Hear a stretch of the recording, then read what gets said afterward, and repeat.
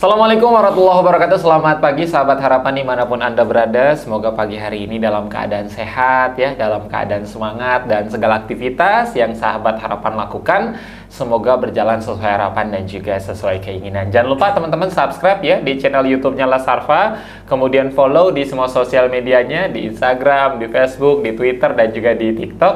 Sudah hadir narasumber Faiz di pagi hari ini luar biasa karena di tengah jadwal beliau yang luar biasa padat. Karena bisa jadi pagi di Serang, siang di Pandeglang, sore di Cilegon, atau malam di Lebak. Langsung saja kan Faiz sapa-sapa narasumber Faiz di pagi hari ini. Beliau adalah Bapak Heri Yulianto, Sekretaris BPBD Provinsi Banten. Assalamualaikum Pak Heri. Waalaikumsalam warahmatullahi wabarakatuh. Apa kabar Pak? Alhamdulillah. Alhamdulillah. Terima kasih Pak sudah hadir di studio podcast Lasarfa, memenuhi undangan Lasarfa ini. Insya Allah selama 30 menit ke depan, ini Faiz bersama dengan Pak Heri, Sekretaris BPBD Provinsi Banten, akan membahas peran BPBD Provinsi Banten dalam penanggulangan bencana di Provinsi Banten. Pak, kalau kita lihat Provinsi Banten dengan segala keindahan anugerah alam yang luar biasa, kalau kita ngomongin Banten kan kayak ini Pak ya, kayak miniaturnya Indonesia ya Pak. Betul. Ya. Jadi kalau kita ngomongin wisata pantai, kita pantainya indah-indah. Ngomongin wisata pegunungan, gunungnya keren-keren. Kuliner juga enak-enak. Kemudian religi juga ada. Tapi di balik pesonanya yang luar biasa, ternyata kan Banten juga menjadi salah satu provinsi yang cukup rawan terhadap bencana. Kalau Pak Heri melihatnya seperti apa sih Pak provinsi Banten ini? Ya, baik, terima kasih Kang Faiz. Assalamualaikum warahmatullahi wabarakatuh. Waalaikumsalam warahmatullahi wabarakatuh. Banten, provinsi dengan sejuta pesona. Yes. Ya, kita menjadi gerbang investasi. Moto kita itu kan. Kemudian dengan wisata kita juga lengkap Banten itu wisatanya. Mau gunung, ada mau pantai, ya kan. Arahan dari pimpinan memang kita galakkan lagi wisata ini. Hanya ada beberapa kendala-kendala. Untuk menggerakkan wisata ini, yes, yang Kang Faiz sampaikan tadi, yes, hasil kajian risiko bencana kami ada 14 potensi bencana. 14 potensi Betul. Bencana siap. Dari KRB kita, kajian risiko 14 potensi bencana yang berpotensi terjadi di Banten. Siap. Jadi kalau para pakar kadang menyebutnya mall of disaster. Mall of Ya. Masya Allah. Ini bukan sebuah kan? berita bagus teman-teman. Kalau mall itu kan semuanya ada, ya, dari ujung rambut sampai ujung kaki kan. Yes. Ya, tapi sekarang paradigma ini dirubah menjadi laboratorium, katanya gitu ya. Laboratorium. Tapi apapun itu bagi saya kita harus waspada. Betul. Karena ada ancaman potensi bencana. Yes. Apalagi sekarang sudah memasuki musim penghujan lagi, yes, ya. Bencana hidrometeorologi. Ini terkadang di Serangnya panas, tak tahu Tangerang hujan banjir. Betul. Kadang Tangerang Serang panas, tak tahu di selatan banjir. Yes, jadi betul. yang harus pertama dibangun adalah meningkatkan kesiapsiagaan kita semuanya. Siap. Ya, dengan langkah-langkah.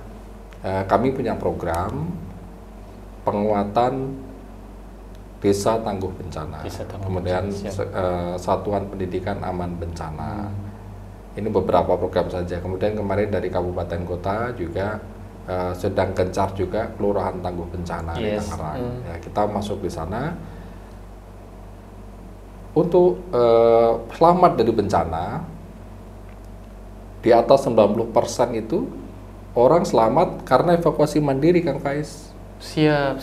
Jadi tidak mengandalkan evakuasi orang lain, justru banyak 90%. Bisa dibayangkan coba kejadian misalnya di Cimarga sana ya, atau di mana Bayah sana. Betul. Kejadian kan banjir.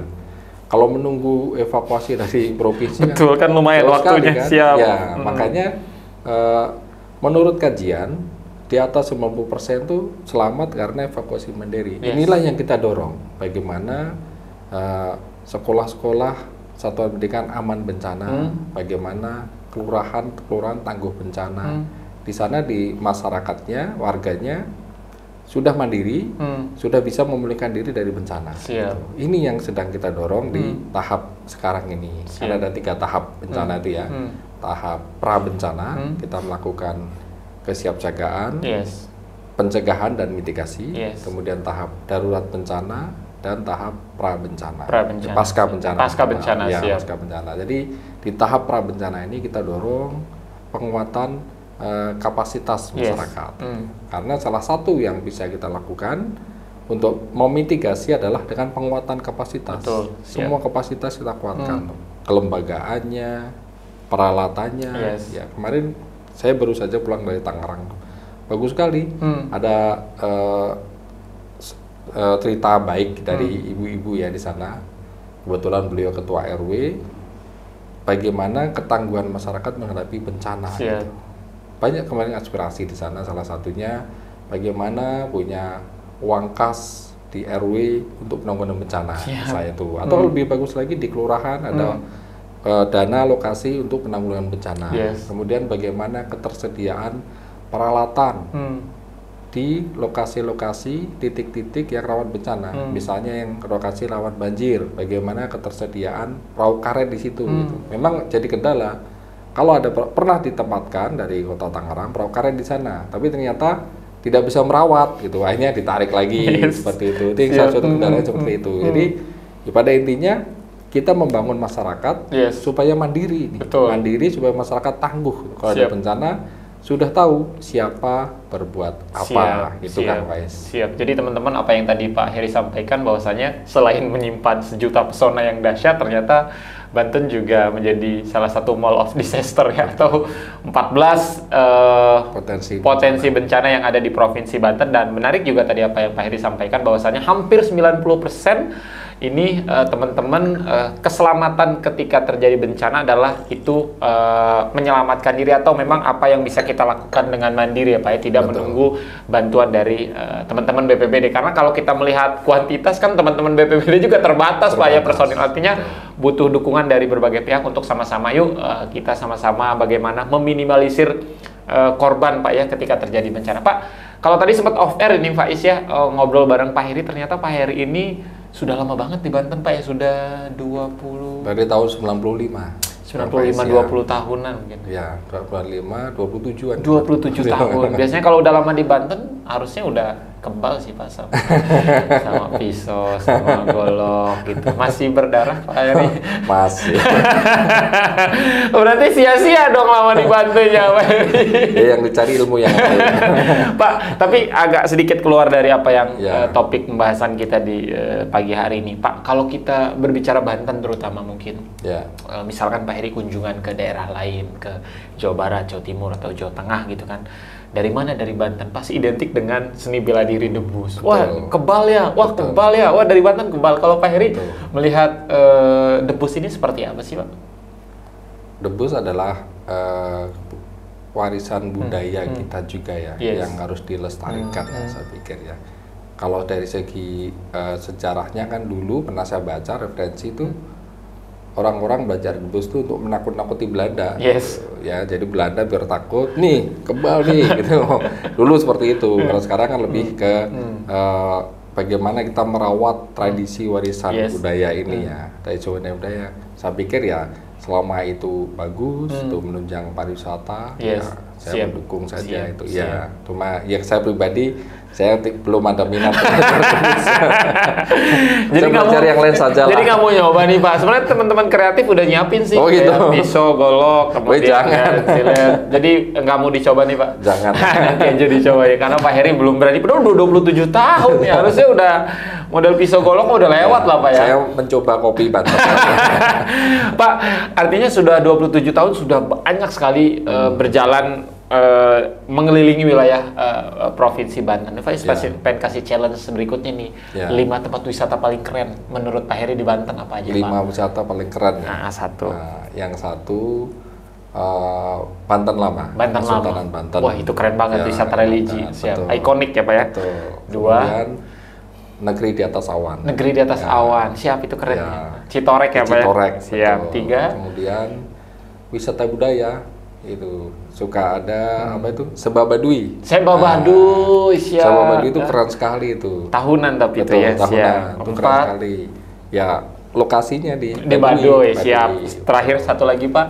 Satu lagi Pantai sepanjang Carita Anyar. Oh siap, lulus jadi warga Banten ya asli. Itu baru challenge yang pertama Pak. Challenge yang kedua 5 makanan khas Banten. Harus tahu ini. Udah 27 tahun di Banten. Satu, rabek. Rabek jelas, enak banget rabek. Kedua, sate bandeng. Sate bandeng. Siap. 3, balok menes. Balok menes kayaknya lancar banget ini Pak Heri ya. Suka makan kayaknya. 4, apem. Cimanuk. Satu lagi Pak. Yang kelima ya, yang kelima itu pecak bandeng. Oh, kayaknya selain hobi berjalan-jalan juga hobi kulineran ya. Pak, kalau balik lagi ke apa yang menjadi topik kita di sore hari ini Pak, artinya kalau melihat dari segi kuantitas kan teman-teman BPBD juga artinya kan terbatas personilnya, tidak bisa tentu mengakomodir ketika memang terjadi bencana yang luar biasa besar. Sejauh ini Pak, teman-teman BPBD sudah berkolaborasi dengan siapa saja, kemudian juga sudah bermitra dengan siapa saja. Karena kan kalau kita lihat sekarang kolaborasi adalah sebuah keniscayaan Pak ya, sebuah keharusan. Sejauh ini sudah dengan pihak mana saja Pak Heri? Betul. Di kebencanaan itu kita mengenal istilah pentahelik. Pentahelik itu aktor-aktor yang terlibat dalam penanggulangan bencana. Yang pertama tentu saja pemerintah, ya. Pemerintah, kemudian yang kedua dunia usaha. Dunia usaha salah satunya dengan CSR-nya, dia bisa memberikan kontribusi yang lumayan tuh. Contoh kemarin waktu kasus Omikron meningkat, kebutuhan oksigen kan lumayan melonjak.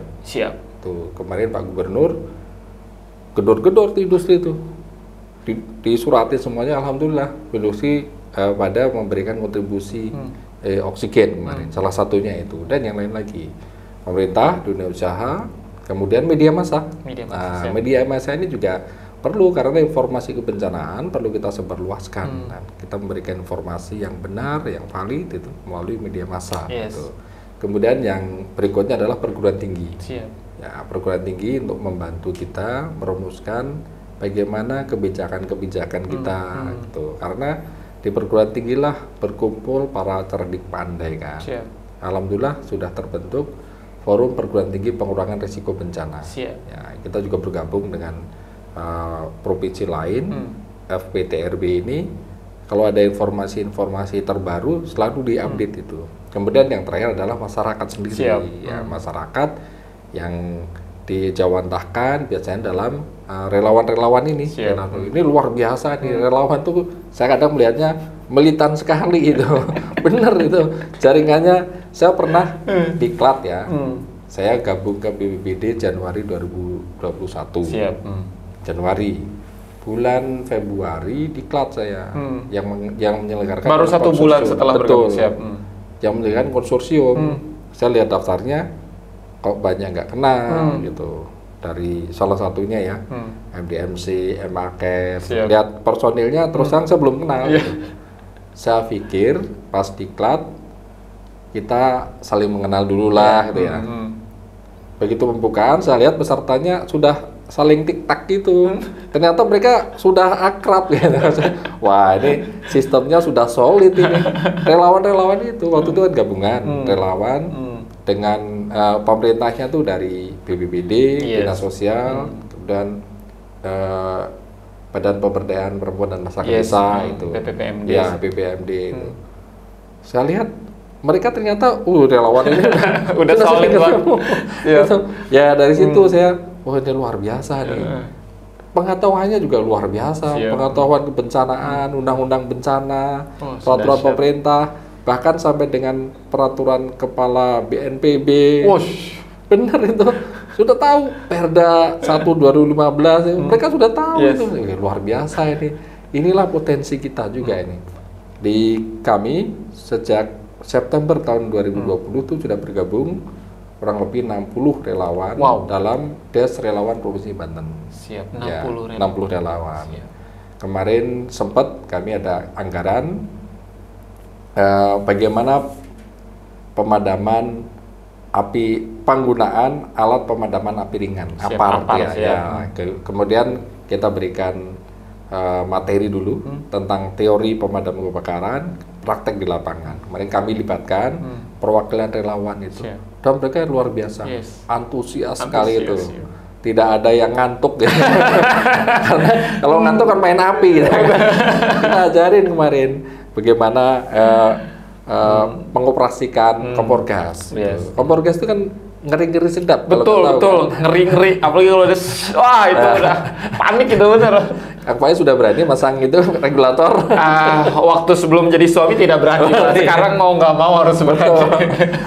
Betul. Jadi setidaknya kalau ada trouble kompor gas di rumah, ibu-ibu tahu gitu. Ya kita sampaikan lagi, ini jangan berhenti di para relawan, tolong ditularkan yang lain. Ternyata kuncinya kan di regulator saja kan.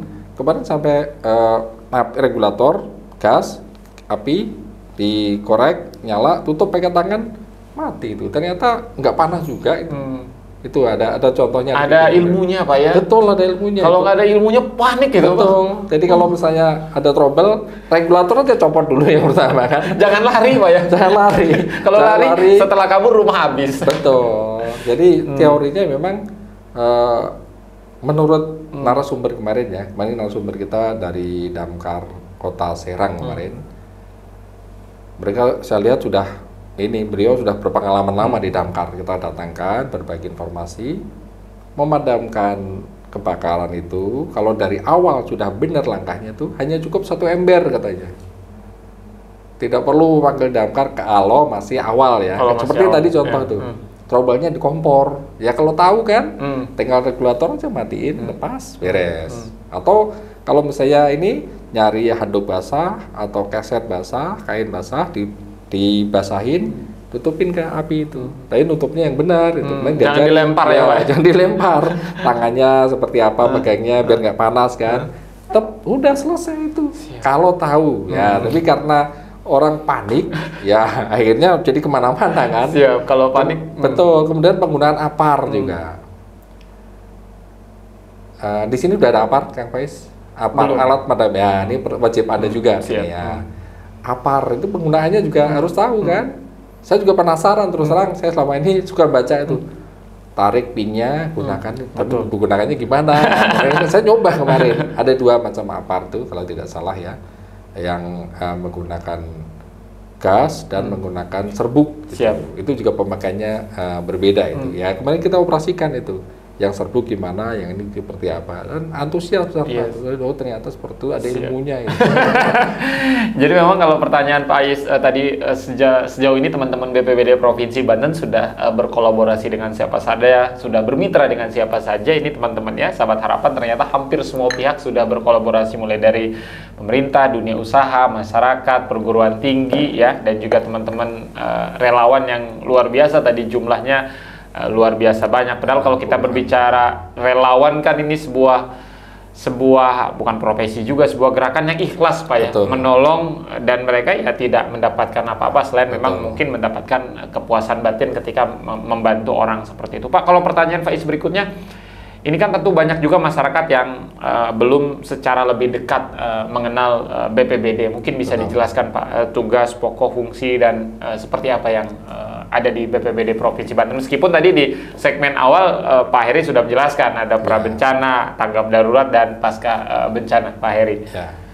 Baik, terima kasih. Jadi awalnya adalah Undang-Undang 24/2007 tentang penanggulangan bencana. Di situ diamanahkan kelembagaan yang dibentuk adalah di pusat BNPB, Badan Nasional Penanggulangan Bencana, di daerah provinsi BPBD provinsi, kabupaten kota BPBD kabupaten kota. Ya. Apa fungsi BPBD? BPBD adalah koordinator, koordinator dalam penyelenggaraan penanggulangan bencana. Di regulasi, di undang-undang diatur. Jangan salah nih, ada kepala BPBD, ada kepala pelaksana BPBD. Oh siap. Ya, kepala pelaksana BPBD untuk provinsi eselonnya 2A. Kalau dulu ya, dulu masih eselon ring. Kalau sekarang namanya jabatan pimpinan tinggi pertama. Gitu. Kalau di kabupaten kota eselonnya 2B. Diharapkannya seperti itu. Kemudian Kalak itu yang kepala pelaksana yang sehari-hari memimpin penyelenggaraan BPBD. Satu lagi kepala BPBD. Kepala BPBD itu dijabat ex officio oleh sekretaris daerah. Itu amanah undang-undang gitu. Amanah undang-undang. Jadi siapapun beliau-beliau yang menjadi sekretaris daerah, beliau secara ex officio sebagai kepala BPBD. Mungkin pertanyaannya. Ini baru tahu nih, ilmu baru nih Pak Faiz. Makanya nanti kalau berkirim surat, jangan salah. Kalau kirim surat kepala BPBD berarti harus ke Pak Sekda. Oh siap, ini baru tahu ya. Tapi kalau kirim suratnya kepala pelaksana, ya ke kantor kami gitu. Pertanyaannya, kenapa harus sekretaris daerah? Kan pasti. Kenapa nggak gubernur gitu ya? Karena sekretaris daerah adalah jabatan tertinggi PNS.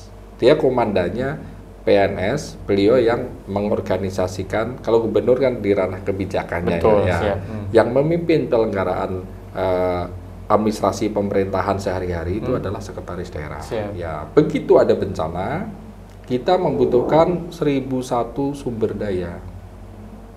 Butuh ketersediaan logistik, ada yang menggerakkan biro umum logistiknya, butuh tenda pengungsi, butuh koordinasi, butuh dapur umum dinas sosial dengan tagananya bisa digerakkan, butuh alat-alat berat, yang memerintahkannya sekretaris daerah, dia bisa memerintahkan dinas PUPR atau Perkim yang punya alat berat tuh.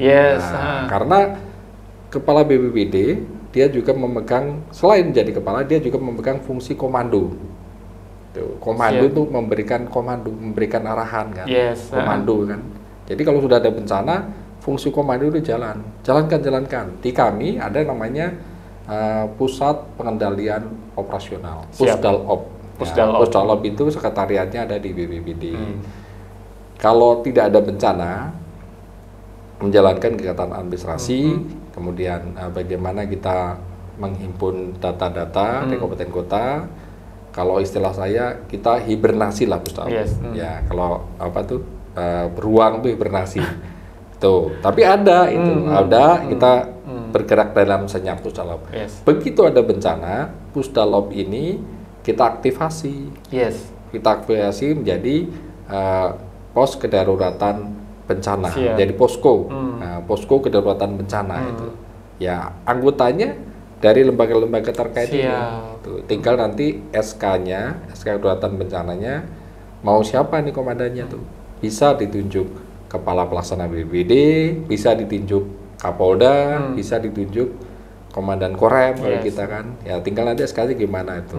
Ya, beliau yang akan mengomandoi saat tanggap darurat. Biasanya seperti itu kan Faiz. Jadi teman-teman sudah tahu, termasuk Faiz ini ilmu baru nih Pak. Ternyata yang memimpin Pak Sekda Sekda, kepala BPBD. Karena memang mempunyai power yang luar. Kalau kita berbicara gubernur kan mungkin di pelaksana Pak tapi di tataran kebijakannya. Di tataran kebijakannya ini ilmu baru. Makasih nih Pak. Pak, kalau kita berbicara soal BPBD, bagaimana teman-teman, mohon maaf, bekerjanya kan rasanya ketika terjadi bencana kan teman-teman menjauh Pak ya, ini teman-teman mendekat. Apa yang sering Bapak sampaikan ke teman-teman, terutama yang di lapangan yang siap ketika memang terjadi bencana ini harus benar-benar ikhlas menolong sesama. Tentu ada kiat-kiat Pak yang sering disampaikan nih kepada teman-teman Pak.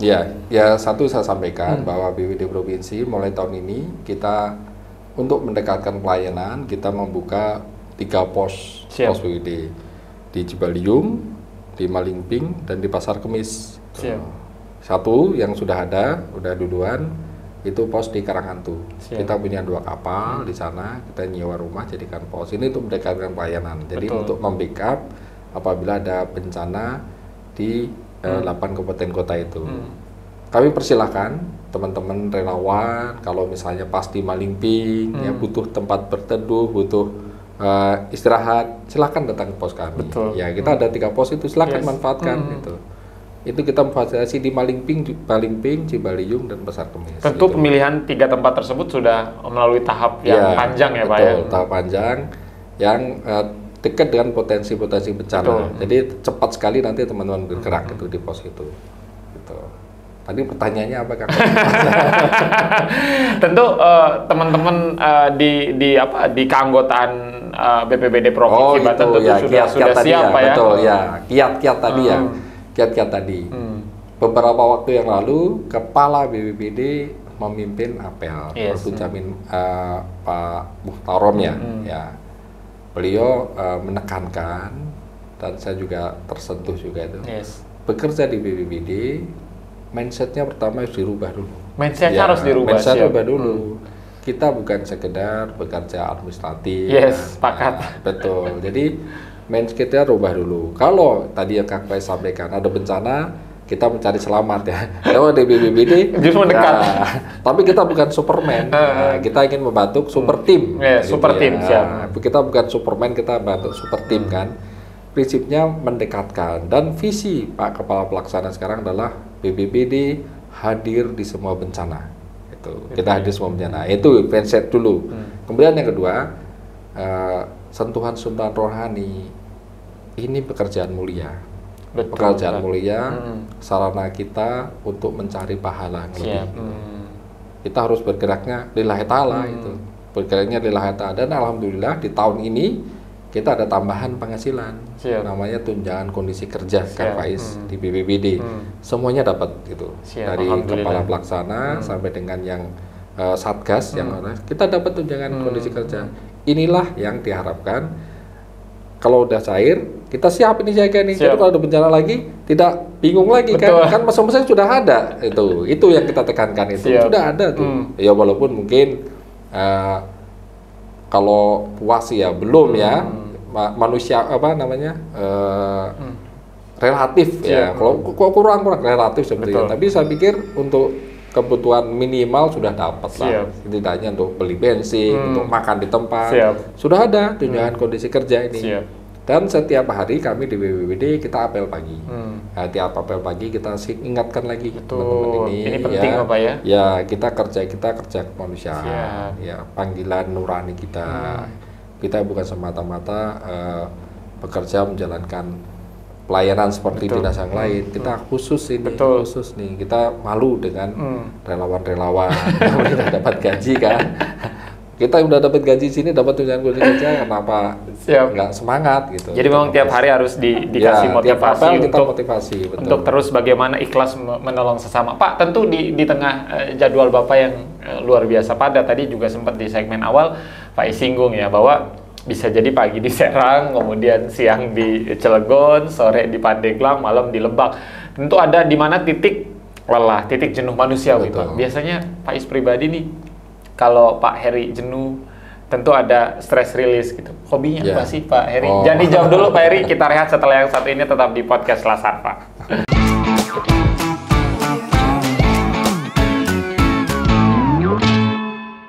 Yes, terima kasih sahabat harapan, masih bersama Faiz tentunya di studio podcast Lasarva, dan Faiz masih bersama dengan Pak Heri, Sekretaris BPBD Provinsi Banten. Kalau tadi di segmen pertama sempat kepotong nih Pak, di tengah jadwal Bapak yang padat, tentu pasti memiliki hobi lah Pak lah, untuk setidaknya merefresh kembali, menyegarkan kembali pikiran-pikiran yang mungkin lelah dan lain sebagainya. Hobinya apa sih Pak?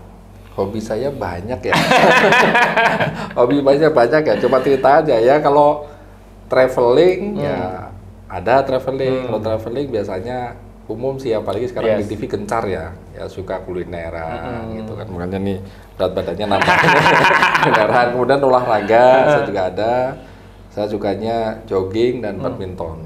Oh, badminton. Siap. Kalau futsal, sepak bola Pak? Futsal, sepak bola mungkin faktor U ya. Saya takut cedera. Sudah gantung sepatu saya, takut cedera itu. Kemudian passion saya juga, saya mengajar. Kebetulan saya juga bergabung di staf pengajar di Sekolah Tinggi Ilmu Kompainan.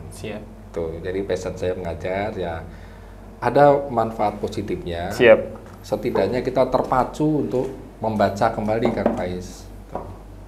Kita terpacu untuk membaca kembali ya, sebelum kita mengajarkan mahasiswa, kita baca lagi. Aturan-aturan kan. Seperti ini yang bisa jadi kita sibuk kerja, kita lupa membaca aturan dasar, misalnya Undang-Undang Dasar 45, amandemen undang-undang seperti apa, undang-undang pemerintahan daerah. Itu. Kita baca lagi, oh ini ilmu dasar kita nggak sempat ya ini dengan mengajar itu ya bagi saya untuk pelepasan itu juga kan, menyalurkan passion juga, kemudian untuk pelepasan stres juga. Siap, jadi hobinya banyak ya teman-teman. Yang pertama jalan-jalan, tadi sudah jelas. Faiz percaya sih, karena 5 tempat wisata di Banten dijawab dengan lancar. Hobi kuliner, percaya juga, tadi dijawab dengan lancar. Hobi badminton, ini dari kapan Pak udah hobi badminton? Ada pebulu tangkis favorit tentu Pak ya? Ada. Siapa Pak? Tangkis favorit, Rudi Hartono. Rudi Hartono, ya. Siap. Udah emang begitu Pak ya, kalau Faiz kan model kayak yang lama itu Pak. Ya kalau sekarang ya Minion lah. The Minion, siap.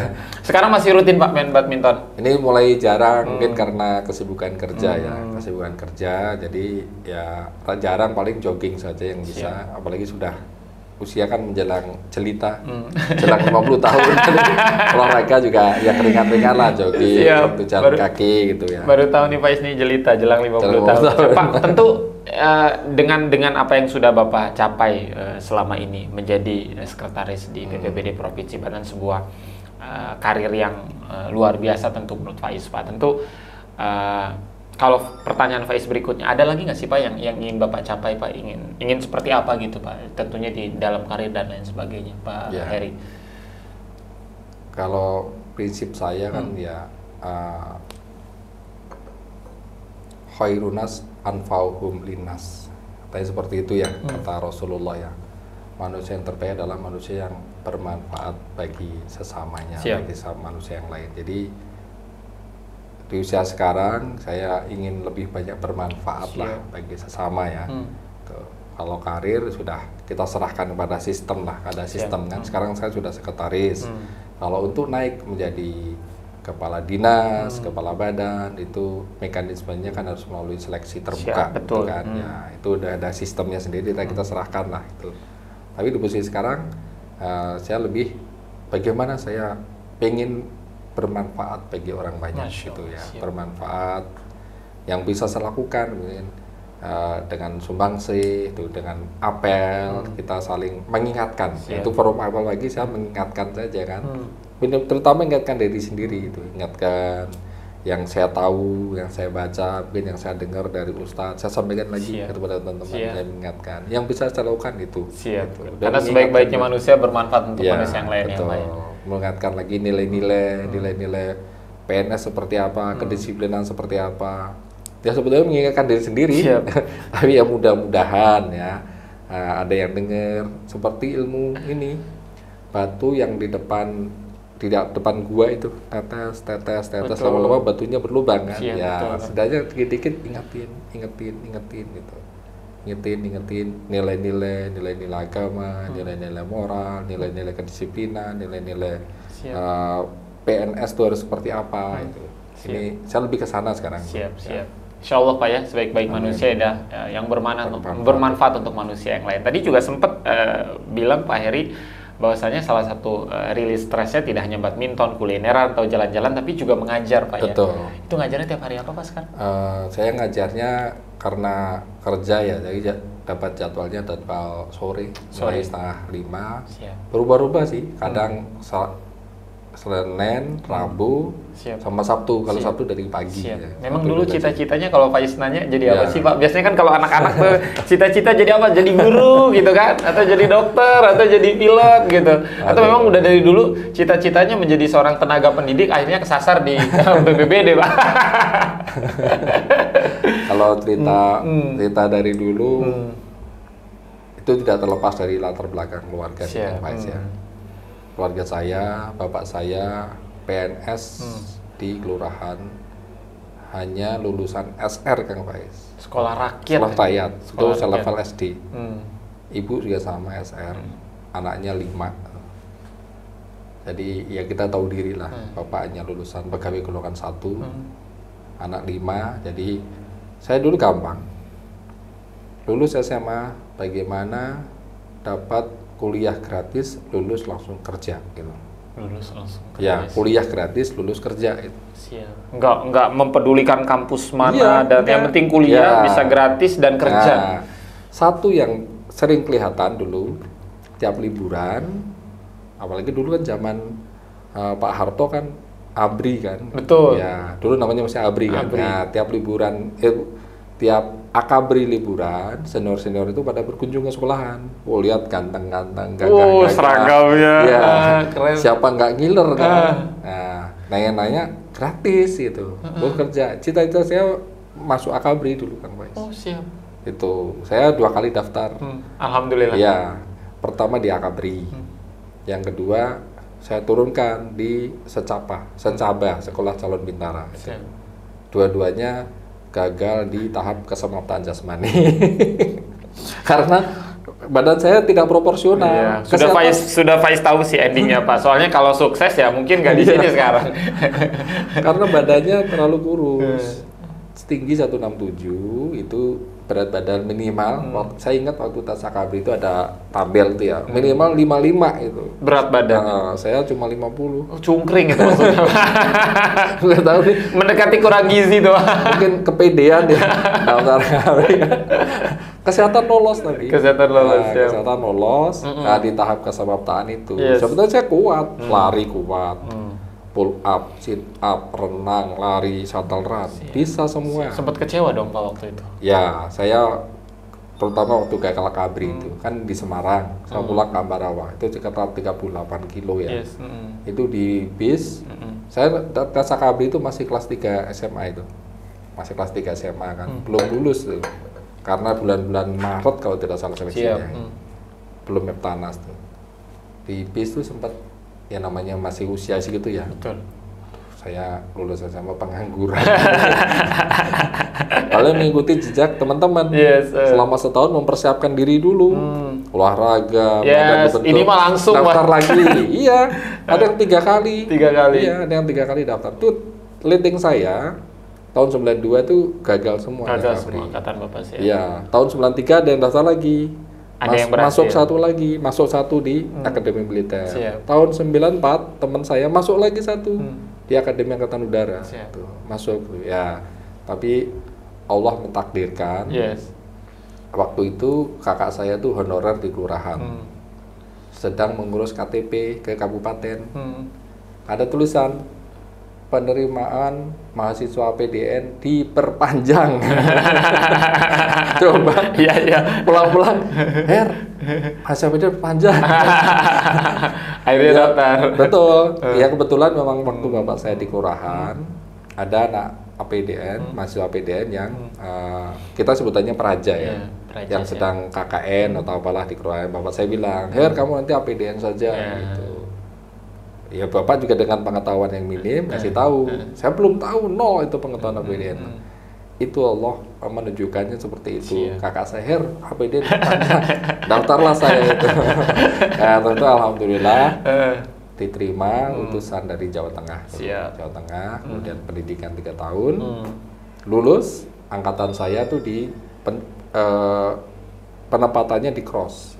Jadi 75% kembali ke Jawa Tengah, 25% di Jawa Tengah dikocok lagi kabupaten kotanya. Betul. 25% itu kita memperkuat NKRI, disebar ke seluruh Nusantara, termasuk saya. Termasuk yang 25%. Betul. Berat banget itu. Saya dulu masih Jawa Barat ya, dapat Jawa Barat. Kebetulan yang di Pandeglang 2 orang. Saya di Kecamatan Bojong, teman saya lebih dekat lagi, Kecamatan Sumur. Itu lebih jauh Pak, bukan lebih jauh ya. Dulu memang 3 angkatan. Dan itu nggak boleh nolak ya Pak ya? Nggak boleh nolak. Nggak boleh nolak, harus itu. Betul, begitu lulus. Sempat ada perasaan, lu mah enak itu di...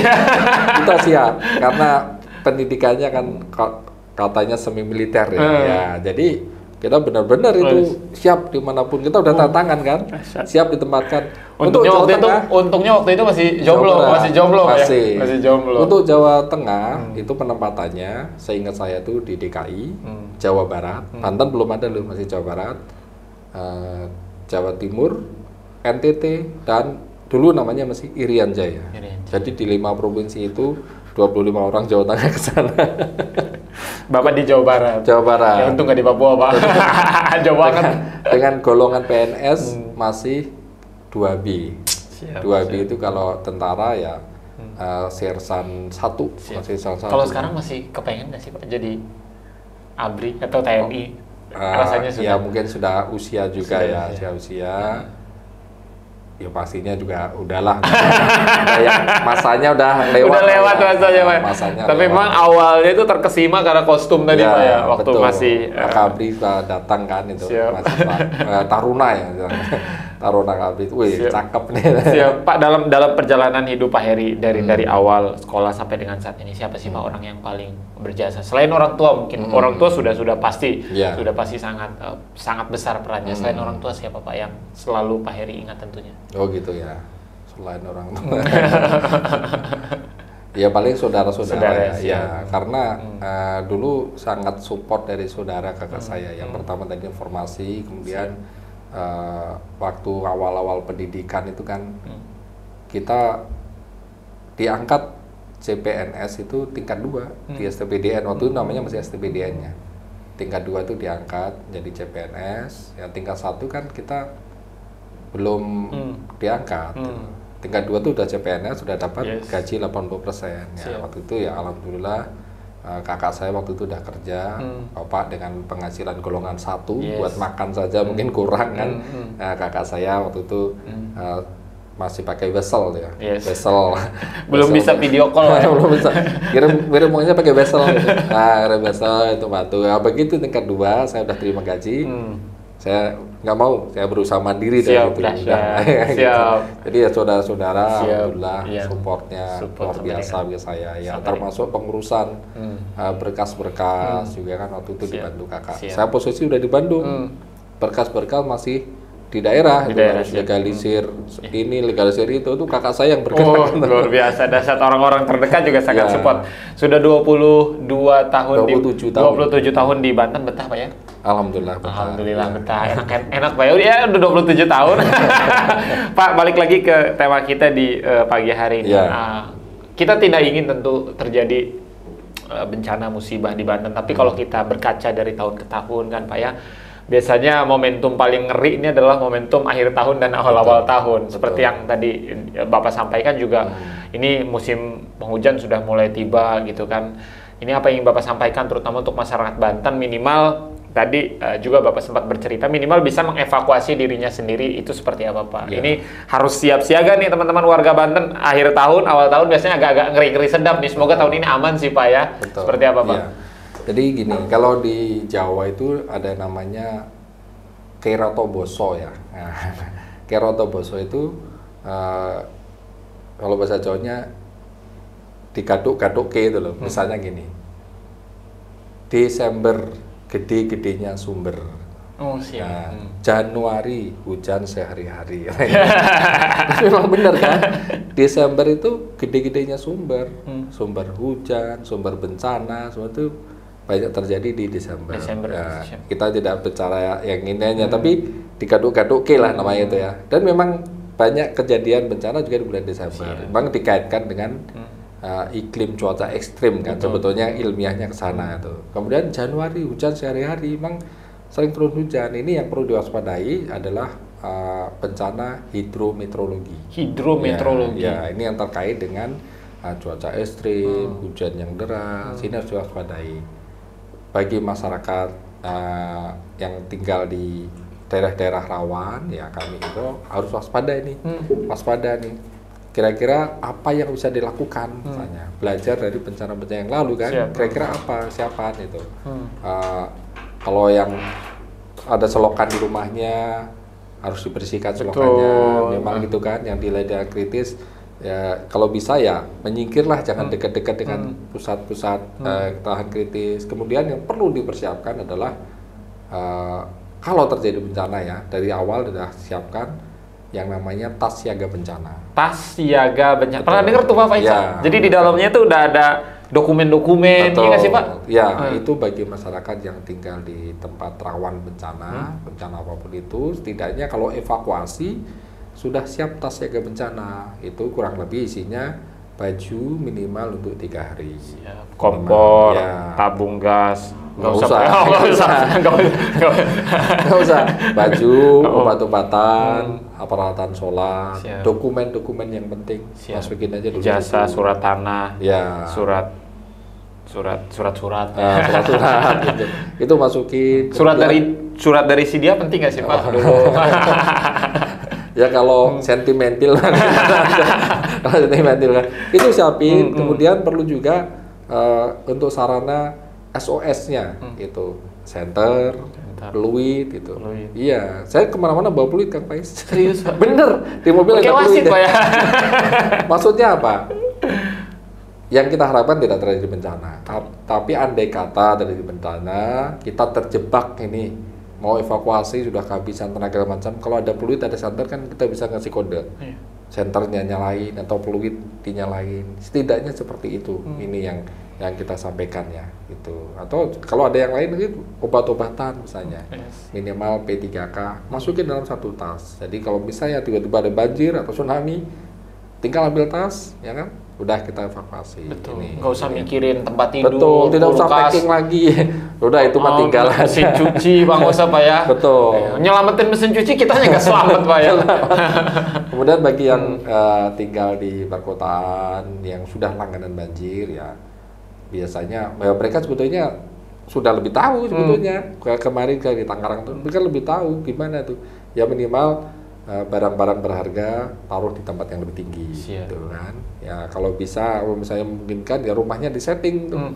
Setting gimana tuh, biar ada aliran untuk kalau ada banjir kan, jadi tidak mampet misalnya dikasih lubang kecil lah, nanti kalau pas ini bisa dibuka misalnya seperti itu kan, gitu. Atau ditinggikan saya konstruksinya. Dan sampai saya yakin masyarakat yang sudah sering kena sudah lebih tangguh lah, gitu. Jadi saya sampaikan juga kemarin, pepatahnya adalah pelaut ulung lahir dari ombak yang besar. Sepakat.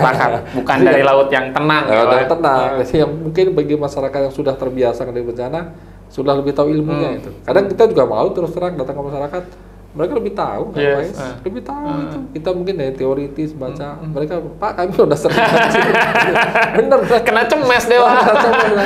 Lebih tahu kan, makanya kan kita nggak ngajarin, kita mungkin menyampaikan yang kita membaca dulu masyarakat itu kan, mungkin menyampaikan yang kita menerima materi dulu kita sampaikan lagi, kita lebih banyak sharing aja di lapangan gitu. Seperti itu kan. Jadi teman-teman harus menyiapkan tas siaga bencana ya. Ini teman-teman bisa teman-teman dapatkan tas siaga bencananya, mungkin beli di online ya Pak ya. Atau seperti apa Pak? Kalau dia ada ya tas biasa. Tas biasa aja. Kalau tas biasa kerendam air basah gitu loh, nggak apa-apa Pak? Nggak apa-apa. Yang penting tas yang muat itu alatnya. Ya tas biasa kan banyak. Ya tas sekolah anak setidaknya itu. Betul. Ya setidaknya itu. Masuk siaga bencana itu tas itu sudah isinya peralatan minimal, peralatan untuk pengobatan, peralatan untuk 3 hari, peralatan untuk sarana SOS kita, maksudnya seperti itu. Senter, peluit, ya ini Pak Sekretaris aja kemana-mana bawa senter sama bawa peluit. Udah berasa mau kemah sama jadi wasit ya Pak. Pak, terima kasih banyak sudah hadir di podcast Lasarva. Semoga apa yang Bapak sampaikan tadi menginspirasi kita semua. Tadi juga Pak Heri menyampaikan terkait bagaimana apa yang harus kita persiapkan dalam menghadapi bencana. Kemudian BPBD juga tadi Bapak sudah menjelaskan ya. Kemudian juga perjalanan hidup tadi juga Pak ya, dan hobinya main badminton. Kali-kali mainlah sama Pak Is Pak. Siap. Kita cemes-cemesan. Pak Is pamit, Pak Heri pamit, teman-teman sampai jumpa di episode berikutnya. Assalamualaikum warahmatullahi wabarakatuh. Kita lanjut tes lagi Pak. Bismillahirrahmanirrahim.